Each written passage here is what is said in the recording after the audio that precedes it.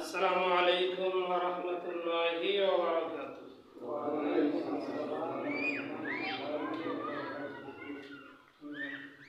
আলহামদুলিল্লাহ নাহমাদুহু ওয়া নাস্তাঈনুহু ওয়া নাস্তাগফিরুহু ওয়া নাউযু বিল্লাহি মিন শুরুরি أنفسنا ومن سيئات أعمالنا من يهده الله فلا مضل له ومن يضلله فلا هادي له ونشهد أن لا إله إلا الله وحده شريك له أما بعد فقد قال الله تعالى في كلامه المجيد وفرقانه الحميد أعوذ بالله من الشيطان الرجيم بسم الله الرحمن الرحيم إن الصلاة تنهى عن الفحشاء والمنكر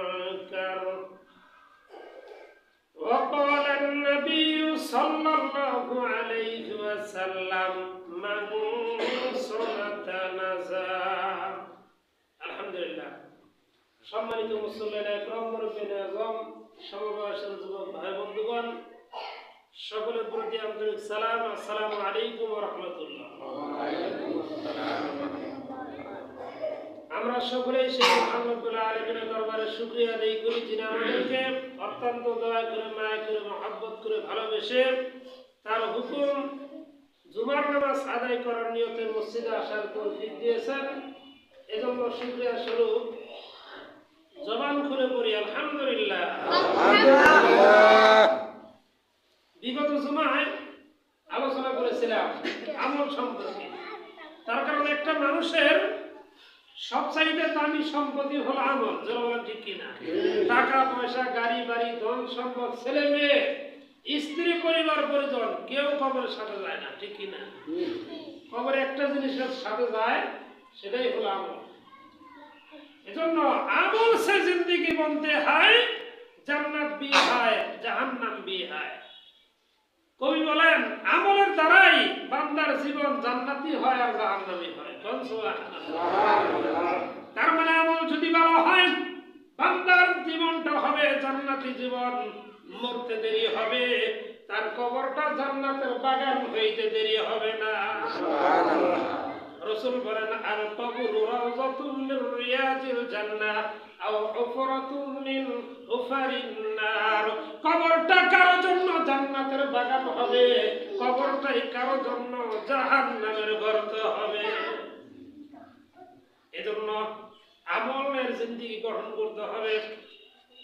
বিগত দিনে আলোচনা করেছিলাম যে সুন্নতের উপর আমল করলে অন্যান্য সুন্নতগুলো আমল করা আল্লাহ সহজ করে দেয়।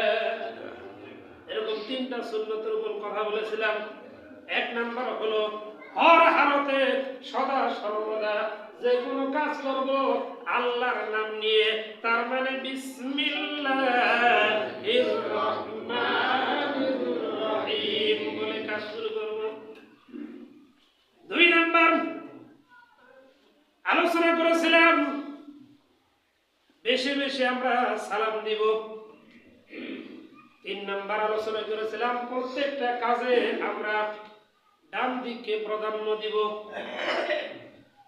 এই তিনটা সুন্নত আদায় করলে বাকি অন্যান্য অনেক সুন্নতের উপর আল্লাহ আমল করা সহজ করে দিবে। বুজুর্গানে দিন আরো এমন কিছু আমলের কথা বলেছেন যে আমলগুলো যদি আমরা অভ্যাস করতে পারি বাকি অন্যান্য সমস্ত আমল সহ জিন্দেগিটাই আমলের ভিতর চলা আল্লাহ সহজ করে দিবে। এরকম 5টা আমলের কথা বলা হয়েছে। কয়টা আমল? 5টা আমল। এই 5টা আমল সম্পর্কে আজকে আলোচনা করব। যে 5টা আমল যদি আমরা আপনার জিন্দেগিতে ফিট করতে পারি, তাহলে দেখা যাবে অন্য অন্য সমস্ত আমলগুলো করা আল্লাহ আমার আপনার জন্য সহজ করে দিবে। এর ভিতরে 1 নম্বরে হলো 5 ওয়াক্ত নামাজের পাবন্দি করা। 5 ওয়াক্ত নামাজের পাবন্দি করা। আপনি 5 ওয়াক্ত নামাজ যখন পাবন্দি করে নিয়মিতভাবে পড়বেন, তখন অবস্থা কি হবে? অন্য অন্য নেক আমল করা সহজ হবে। গুনার কাছ থেকেও আল্লাহ বেঁচে থাকার তৌফিক দান করে দিবে। কোরআনে কারীমের সূরা আনকাবুতের 24 নম্বর আয়াত খুলে দেখেন। এর ভিতর রব্বুল আলামিন নামাজ সম্পর্কে কি সুন্দর কথা ঘোষণা দিয়েছেন। ইন্নাস সালাতা তানহা আনিল ফাহশাই ওয়াল মুনকার। আল্লাহ বলতেছেন অবশ্যই নামাজ মানুষকে সমস্ত ধরনের ফাহেসা গুনাহের কাজ থেকে বিরত রাখে। তার মানে নামাজ পড়লে গুনার কাছ থেকে বিরত থাকার তৌফিক কে দিবেন? আল্লাহ। আল্লাহ দিবেন। আল্লাহু আকবার। আল্লাহ তৌফিক দান করে দিবেন। আমরা অনেক সময় দেখি নামাজ পড়ে আবার ওই যে এখন তো রাগার সিজন, ক্ষেতের আল কাইটা এমন চিকন বানায়, নিজের 10 করা 12 করা বানায়, পাশের জমির 12 করা 10 করা হয়, ঠিক না? খালি প্রতি বছর আল কমায়। সীমানার খুঁটি তো খবরই থাকে না, অথচ সে 5 ওয়াক্ত নামাজি। সে কি 5 ওয়াক্ত নামাজি? 5 ওয়াক্ত নামাজ পড়ে চাষটলের ভিতরে বৈশাখ কি দিছরে বাংলা গান, হিন্দি গান দে, হাফ প্যান্ট পরে নাচে না দেখি কন্যা ওজুবিল্লাহ। নামাজ পড়ে না ওরা, আমরা নামাজ পড়ে না পড়াইতে পারলাম। আমরা তো ওদের বইছি বাংলা নাটক দেখতেছি, আরে রে হিন্দি গান ছাড়া এমন নামাজে আছে না আমার সমাজে আছে। এরকম সাহাবে کرام নবীর কাছে প্রশ্ন করলেন, নবী গো আল্লাহ বলে দিলেন যে নামাজ মানুষকে ফাহেসা গুনাহের কাছ থেকে বিরত রাখে, কিন্তু নামাজ পড়ার পরেও তো অনেকে মিথ্যা কথা বলে, গীবত করে, শাকায়াত করে, পরনিন্দা করে, আছে না? তাহলে আল্লাহর কথা তো ঠিক থাকলো না। নবী ডাক দিয়ে বলে, ও সাহাবীরা তাহলে তোমরা শোনো, আল্লাহর কথা ঠিক, আল্লাহর কথা কোনদিন মিথ্যা হইতে পারে না। তোমার নামাজ হয় নাই, যেই ব্যক্তি নামাজ তার গুনাহের কাছ থেকে বিরত রাখতে পারলো না, যেই নামাজ তাকে গুনাহ থেকে বাঁচাইতে পারলো না, বুঝতে হবে ওই নামাজ তার হয় নাই। নামাজ যদি সত্যিকারের নামাজ হইতো তাহলে অবশ্যই নামাজ তাকে গুনাহের কাছ থেকে ফিরাইতো। জোরে জোরে কোন মারহাবা। তার মানে কি নামাজি হয় নাই। নবীর কাছে এক সাহাবী যায় বলতেছে, হুজুর সব সমস্যার সমাধান তো নামাজের মাধ্যমেই পাওয়া যাবে। আপনি বলেছেন আমার তো কয়েকদিন যাবত ঘরের চুলায় আগুন জ্বলে না, অনাহারে আছি, অভাবে আছি, কাম কাজও পাই না, এখন কি করব? নবী বলেন, সাহাবীরা তুমি বিশ্বাসের সাথে নামাজ পড়ো, নামাজ তোমার রিজিকের ব্যবস্থা করে দিবে। কোরআনে কারীমের এক আয়াতের ভিতরে নবীকে ডাক দিয়ে আল্লাহ বলতেছেন, ওয়া'মুর আহলাকা বিস-সালাতি ওয়াসতাবির আলাইহা লা নাসআলুকা রিজকা। আল্লাহু আকবার। আল্লাহ বলতেছেন, নবী গো রিজিক তো আমি আপনার কাছে চাই না, বরঞ্চ আমি আল্লাহ আপনাকে রিজিক দিব। আপনি নিজেও 5 ওয়াক্ত নামাজ পড়েন, পরিবারদেরকেও নামাজের আদেশ দেন, নামাজের মাধ্যমে আমি আল্লাহ রিজিকের ব্যবস্থা করে দিব। সুবহানাল্লাহ। এখন ওই সাহাবী বলতেছে, হুজুর তাহলে নামাজ পড়া শুরু করি। 2 রাকাত নামাজ পড়ছে, নামাজ পড়া বাড়িতে যাইয়া খবর নিছে, বিবিরে রিজিকের কোনো ব্যবস্থা হইছে?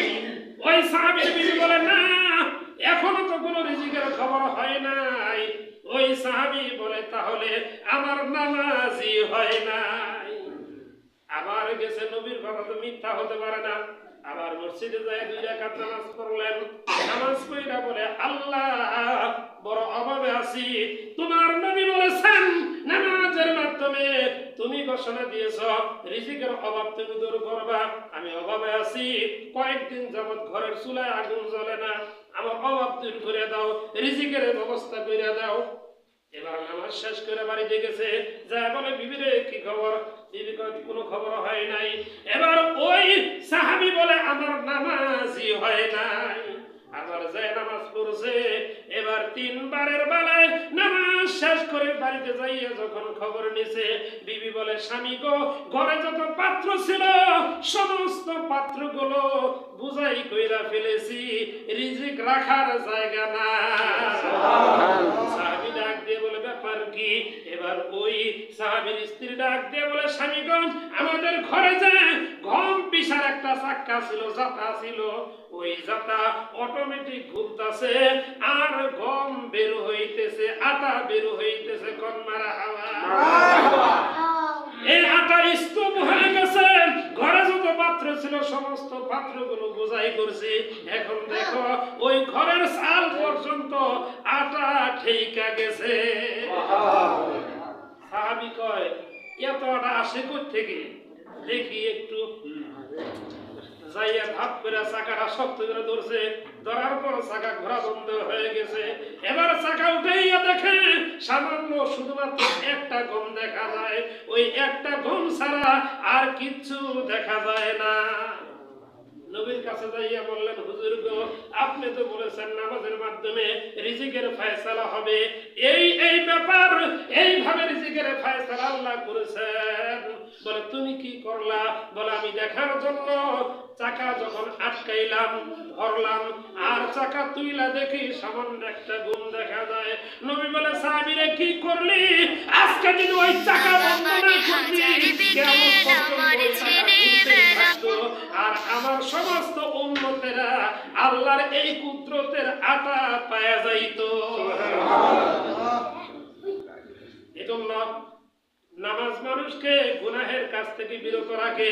নামাজ মানুষকে সমস্ত ধরনের সমস্যার সমাধান নামাজের মাধ্যমে আল্লাহ মানুষকে দান করে দিবেন। নামাজটা যদি তার সুন্দরভাবে হয়, কোন সুবহানাল্লাহ। এজন্য 5 ওয়াক্ত নামাজ আপনি মসজিদে আয়েশা পড়লে বেশি সওয়াব। মসজিদে আয়েশা যদি 5 ওয়াক্ত নামাজ পড়েন, বাড়িতে 1 ওয়াক্ত নামাজ পড়লে যে সওয়াব হবে, এরকম ভাবে 27 ওয়াক্তের সওয়াব একত্রিত করলে যত সওয়াব হবে, এত সওয়াব আল্লাহ মসজিদে আয়েশা পড়লে 1 ওয়াক্তর বিনিময়ে দান করে দিবেন। তার মানে 27 গুণ বেশি। কয় গুণ বেশি? 27 গুণ বেশি সওয়াব দিবেন। আপনি করবে করে আসতে পারলেন না, বাড়িতে আমার নামাজ পড়বেন, তাই বলে সবসময় বাড়িতে পড়বেন না। তার কারণ এই 27 গুণ সওয়াব আপনি হাসরের ময়দানে দেখবেন। সওয়াব কারে কয়? 1 ওয়াক্ত নামাজ যদি কোন বান্দা আদায় করে 3,35,54,432টা নেকি আল্লাহ তার আমলনামা দান করে দেয়। আর বাড়িতে পড়ার আশা করে যদি কাজা হয়ে যায়, তার মানে 2-3 ওয়াক্ত নামাজ যদি একসাথে পড়েন, কাজা পড়লে কেমন ক্ষতি?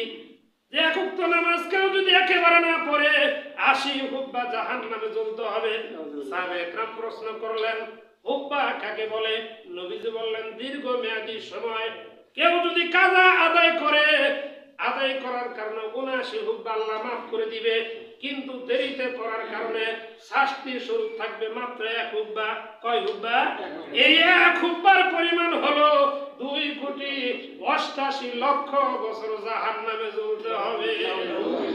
তাহলে বুঝেন 5 ওয়াক্ত নামাজ না পড়লে 80 গুণ আরো বেশি কি পরিমাণ জাহান্নামে যাওয়া লাগবে। আর জাহান্নামের আগুন কি দুনিয়ার আগুন? না, এই দুনিয়ার আগুনের চাইতে 70 গুণ পাওয়ার বেশি জাহান্নামের আগুন। 30,000 বছর জ্বালানো হয়েছে। প্রথম 10,000 বছর জ্বালানোর পর আগুনের রং লাল ধারণ করেছে। আবার 10,000 বছর জ্বালানোর পর ওই লাল আগুনটা সাদা হয়ে গেছে, আবার 10,000 বছর জ্বালানোর পর ওই সাদা আগুনটা কালো হয়ে গেছে। এই 30,000 বছর জ্বালানোর পর যে শক্তি হয়েছে আগুনের, ওই আগুন দিয়ে জ্বালানো হবে, জাহান্নামের সর্বনিম্ন শাস্তি দেওয়া হবে আবু তালিবকে। আবু তালেব নবীজির আপন চাচা ছিলেন, নবীজিকে ভালোবাসেন, নবীজির বিপদের সামনে দাঁড়াইছেন, কিন্তু ঈমান গ্রহণ করে নাই, যার কারণে তাকে সর্বনিম্ন শাস্তি দেওয়া হবে। নবীজি বলেন 2টা জুতা তাকে পরায় দেওয়া হবে, জাহান্নামের জুতা। এই জুতা যখন তাকে পরানো হবে, এই পায়ের ভিতরে পরানো হবে, কিন্তু এর তাপের কারণে মাথার মগজগুলো পানি যেরকম টকবক করে এরকম গরম হইয়া টকবক করতে থাকবে। এজন্য 5 ওয়াক্ত নামাজ হলো সবচেয়ে মূল্যবান একটা আমল, যে 5টা আমল জিন্দেগিতে আসলে অন্যান্য আমল আল্লাহ সহজ করে দিবেন। তারপরে 2 নাম্বার হলো যে আমলটা বুজুর্গানে দিন যাচাই বাছাই করে বের করেছেন, সেটা হলো প্রয়োজনীয় দ্বীনি জ্ঞান অর্জন করা। প্রয়োজনীয় দ্বীনি জ্ঞান অর্জন করা এটা সাধারণ কোনো বিষয় না, ফরজ ইবাদত। কোন সুবহানাল্লাহ। আল্লাহর নবী হাদিসে বুখারীর ভিতরে বলেন, তালাবুল ইলমি ফারিদাতুন আলা কুল্লি মুসলিম, প্রত্যেকটা মুসলমানের উপর দ্বীনি ইলম শিক্ষা করা ফরজ। আপনি নামাজ পড়বেন, নামাজের ইলম শিক্ষা করা ফরজ। আপনি রোজা রাখবেন, রোজার ইলম শিক্ষা করা ফরজ। আপনি হজ করবেন, হজের ইলম শিক্ষা করতে হবে। যাকাত দিবেন, যাকাতের ইলম শিক্ষা করতে হবে। আপনি কালেমা পড়ে মুসলমান হইছেন, কালেমাটা শুদ্ধ হয় কিনা এই ইলমও শিখতে হবে। কোন মারহাবা। এজন্য ইলম শিক্ষা করা ফরজ। আপনার ভিতরে যখন ইলম থাকবে ওই আমলটা সুন্দর হবে, আর যখন ইলম থাকবে না দেখা দেখি আমল কোনোদিন সুন্দর অতটা হবে না। ঠিক কি না? বাংলার সাথে বাংলা বেড়ে যতই সূরা আপনি মুখস্থ করেন, আরবির মতন শুদ্ধ কোনোদিনই হবে না। এজন্য আপনাকে শুদ্ধ করে দ্বীনি ইলম শিখতে হবে। যেটুকু ইলম শিখলে আপনি খানা খাওয়া থেকে শুরু করে আপনি বাথরুমে যাবেন, মসজিদে প্রবেশ করবেন, কৃষি কাজ করবেন, প্রত্যেকটা কাজ যাতে আপনার সুন্নত তরিকা হয়, এই টুকু ইলম আপনাকে শিখতেই হবে। গরুয়ে ঘাস খাইতেছে, সে কি দোয়া করে খায়? পায়খানা তো ছাগলও করে, সে কি কোনোদিন দোয়া করে? এই যে মসজিদে তো ছাদের উপরে ছাগলে মাঝে মধ্যে ওঠে, পায়খানা প্রস্রাব করে বাসায় হালাইতেছে, হুজুর নিচে নামাজ পড়ি, উপরে তো বিনাশ। ওই কি কোনোদিন দোয়া করে ওঠার সময়? আর মুসলমান যখন উপরে উঠবে সিজদা, তখন দোয়া করবে আল্লাহু আকবার, আল্লাহু আকবার। তার মানে আমি উপরে উঠতেছি বিদায় আমি বড় হইতেছি না, আমার চাইতে বড় একজন আছে। আল্লাহু আকবার, আল্লাহই সবচাইতে বড়। জোরে বলেন আল্লাহু আকবার। সবচাইতে বড়। আপনি যখন নিচে নামবেন তখন নিচে নামার দোয়া আছে সুবহানাল্লাহ সুবহানাল্লাহ। সিঁড়ি থেকে নামবেন তো সুবহানাল্লাহ সুবহানাল্লাহ। আল্লাহ তৌফিক দিতেছে বিদায় নামতেছি। অনেক মানুষ আছে একা একা চলতে পারে না, আছে না? পঙ্গু হয়ে গেছে, অ্যাক্সিডেন্ট করে, আগে খুব ভালো আছে, খুব দামাক দেখাইছে, কিন্তু এখন আর একজনের সাহায্য ছাড়া চলতেই পারে না, আছে না এরকম? এই জন্য এইখানে আপনার আমল আছে। আপনি বাথরুমে ঢুকবেন, দোয়া করে ঢুকবেন, বের হবেন দোয়া করে ঢুকবেন, মসজিদে ঢুকবেন দোয়া করে ঢুকবেন, বের হবেন তো দোয়া করে ঢুকবেন। এগুলো সব হলো ইলমের ভিতরে শামিল। আপনি এগুলোর ইলম শিক্ষা করতেই হবে, শিক্ষা করা আপনার জন্য ফরজ। ইলম যখন আপনি শিখবেন তখন আপনার ভিতরে অটোমেটিক নেক আমল চলে আসবে, যে ইলমটা শিখছি তাহলে এটা আমল করি। যারা বলেন ঠিক কি না? আর আপনি যখন নাই শিখবেন তখন কেমনে আমল করবেন? এজন্য 2 নাম্বার হলো আমল আসার জন্য বুজুর্গরা দিন বলেছেন দ্বীনি ইলম শিক্ষা করতে হবে। 3 নাম্বার হলো কথা কম বলা বা মেলামেশা কম করা। আপনি যখন কথা কম বলবেন তখন আপনার জবান থেকে মিথ্যা কম বের হবে, আপনার জবান থেকে গীবত, শাকায়াত, পরনিন্দা এগুলো কম বের হবে। জোরে বলেন ঠিক কিনা? আর যখন কথা বেশি বলবেন তখন অটোমেটিক কথার ভিতরে মিথ্যা চলে আসবে। 100টা কথা কিছু দেখবেন 2টা মিথ্যা হয়ে বসে, আর কথাই কিছু 2টা, ওনার মিথ্যা কি আবো? জোরে বলেন ঠিক কিনা? তারপরে হ্যাঁ, প্রয়োজনীয় কথা বলতে হবে। যেটা আপনার এমন আছে যে আপনি যদি কথা না বলেন, একজনে গুনাহের কাজ করছে, আপনি কথা বললে ওই গুনাহটা বন্ধ হয়ে যাবে, ডেক্সেট বন্ধ হবে। কয়েকদিন আগে ফজর পড়াই বাইরে হইছে, আর এই যে ডেক্সেট বাজতাছে বুবর মুরা, আমি কই হুজরা হতে বন্ধ করে দেখি কেন? আমি বললাম আমি তো আগে গেছিলাম, সব রাইতেই গেছিলাম, রাইতেই বন্ধ করে নাই, গুরুম গুরুম বাজে যে ঘুম নষ্ট করছে, এখন গেলে আর বন্ধ করবো না, তারপর আপনি যাই চেষ্টা করে দেখুন। তার মানে কি ওই মুরব্বী গেছে, ওই মুরব্বীর কথাই বন্ধ করে দিছে। এজন্য কথা কম বলা, তারপরে 3 জায়গায় কথা বলতে হবে। গুনাহের কাজ হইতেছে, ওইখানে যদি আপনার কথার দ্বারা ওই গুনাহটা বন্ধ হয়, তাহলে আপনাকে সাবধান করে দিবেন কে? আল্লাহ। আল্লাহু আকবার। আল্লাহ রাসূল বলেন, আদাল্লু আলাল খায়রি কাফাইলি, যে ব্যক্তি কোনো ভালো কাজের পথ দেখায়, সে ওই ভালো কাজ করার মতন সওয়াব পায়। তার মানে আপনি ভালো কথা যদি বলেন, তাহলে ওই ভালো কথার দ্বারা আপনার সওয়াব হবে, আর যারা শুনবে তাদেরকেও আল্লাহ সওয়াব দান করে দিবে। এই যে কথা বলতেছি, এগুলো কোরআন হাদিসের কথা। কোরআন হাদিসের এক একটা কথা বলা এবং শোনার দ্বারা 1 বছর নফল ইবাদতের সওয়াব যারা বলে এবং যারা শুনে, প্রত্যেকের আমলনামায় আল্লাহ দান করে দিবে। এজন্য যেই কথা বললে সওয়াব হয়, ভালো কথা, ওই কথা বলতে হবে। তারপরে 3 নাম্বার, আপনার 3 জায়গায় কথা বলতে হবে। 3 নাম্বার হলো ব্যবসা বাণিজ্য। আপনি যদি ব্যবসা বাণিজ্য করার জন্য বসছেন, এখন যদি আপনি বলেন রাসূল বলেছেন মাংস মাতা নাজা, যে চুপ থাকে সেই নাজাত পায়, সেই মুক্তি পায়। এখন আমি ব্যবসা বাণিজ্য করার জন্য করছি, চুপ করে থাকবো, ব্যবসা কি নেব? কাস্টমারে জিজ্ঞাসা করতে বাইরের দাম কত, হ্যাঁ আপনি যে চুপ করে থাকেন, ব্যবসা কি নেব? ব্যবসা বাণিজ্য এটাও সুন্নাত। সুবহানাল্লাহ।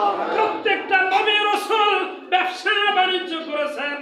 যারা ব্যবসা বাণিজ্য করবে আর ব্যবসা বাণিজ্যের ভিতর অতিরিক্ত লাভ করবে না, তার মানে হালাল পন্থা অবলম্বন করবে, আল্লাহ পাক রব্বুল আলামিন ওই সমস্ত ব্যবসায়ীদেরকে হাশরের ময়দানে নবী রাসূলদের কাতারে দাঁড় করায় দিবে। সুবহানাল্লাহ। কারণ তাদের সঙ্গে মিল আছে, তাদের সঙ্গে মিল আছে। এজন্যই তো হাদিসের ভিতরে আল্লাহর নবী বলেন, মান তাশাব্বাহা বিকওমিন ফাহুয়া মিনহুম, যার সাথে যার মিল হবে, মহব্বত হবে, তার সাথেই তারা হাসর হবে। এজন্য ব্যবসা বাণিজ্যের ক্ষেত্রে এখানে আপনি কথা বলতেই হবে। তারপরে 4 নম্বর আমল, যেটা আপনার ভিতরে আসলে, আমার ভিতরে আসলে অন্য অন্য আমল করা আল্লাহ সহজ করে দিবে, সেটা হলো মুসাহাবা ও মুরাকাবা। অর্থাৎ প্রত্যেক পদে পদে আমাকে খেয়াল করতে হবে, আপনাকে খেয়াল করতে হবে যে আমি যে কাজটা করতেছি, এই কাজটা আল্লাহর হুকুম, রাসূলের তরিকা অনুযায়ী হইতাছে কিনা, হচ্ছে কিনা। কোন সুবহানাল্লাহ। প্রত্যেক কাজেই যখন আপনি খেয়াল করবেন, তখন ওই কাজটা আল্লাহ ইবাদতে গণ্য করে দিবে। যদি দেখা যায় যে মানুষকে দেখানোর নিয়তে আমি ব্যবসা বাণিজ্য করতেছি, মানুষকে দেখানোর নিয়তে আমি ভালো কথা বলতেছি, মানুষকে দেখানোর নিয়তে আমি নামাজ পড়তেছি, কিন্তু এগুলো যখন আপনার ভিতরে মুরাকাবা আসবে, দিনের শেষে যখন আপনি একটু চিন্তা করবেন, আজকে আমি সারাদিন যে কাজগুলো করছি, আল্লাহর জন্য কোন কোন কাজটা করেছি, আর কোন কাজটা আল্লাহর হুকুম রাসূলের তরিকা অনুযায়ী হয় নাই, তখন আপনার ব্রেনের ভিতরে এটা বাড়ি খাবে, আর তখন অটোমেটিক পরের দিন ওইটা ঠিক হয়ে যাবে। আল্লাহর হুকুম রাসূলের তরিকা অনুসারে পরের দিনের জীবনটা আল্লাহ চলা সহজ করে দিবে। এরপরে 5 নাম্বার যে আমলটা আমার আপনার প্রত্যেকের ভিতরে আসতে হবে, আসলে পরে অন্য আমল আল্লাহ সহজ করে দিবেন। সেটা হলো তওবা আর ইস্তেগফার। তওবা ইস্তেগফারের আমল বেশি বেশি করা। সারাদিন আমরা অনেক গুনাহ করি, যেগুলো আমরা অনেক সময় খেয়ালই করি না। আপনি যখন তওবার আমল শুরু করে দিবেন, সকাল বিকাল নবীজি প্রতিদিন কমপক্ষে 70 বার করে তওবার আমল করছে। কোন সুবহানাল্লাহ। এই তওবার খাতিরে অজানা গুনাহগুলো আল্লাহ মাফ করে দিবে। এজন্য প্রতিদিন 5 ওয়াক্ত নামাজ যদি আপনি 20 বার করে তওবা করেন, তাহলে 100 বার তওবা হয়ে গেল। বলেন ঠিক কিনা?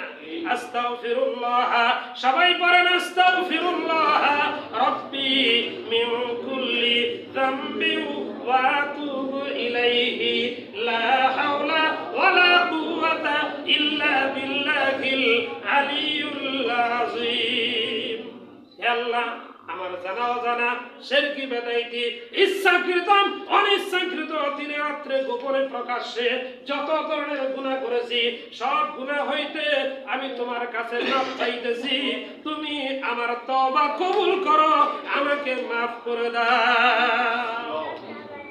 এখন বলবেন হুজুর এত বড় তওবা তো পারি না, তাহলে ছোট্ট করে বলবেন আস্তাগফিরুল্লাহ। জবান খুলে পড়েন আস্তাগফিরুল্লাহ, আরো জোরে আস্তাগফিরুল্লাহ। আপনি জবান খুলে একটু বলবেন আস্তাগফিরুল্লাহ। আল্লাহ ভুল করছি, মাফ করে দাও। আল্লাহ ভুল করছি, কি ভুল করছেন আপনি জানেন না? কে জানে? আল্লাহ জানে। আল্লাহ আপনার ভুলটা ধইরা ধইরা মাফ করে দিবে।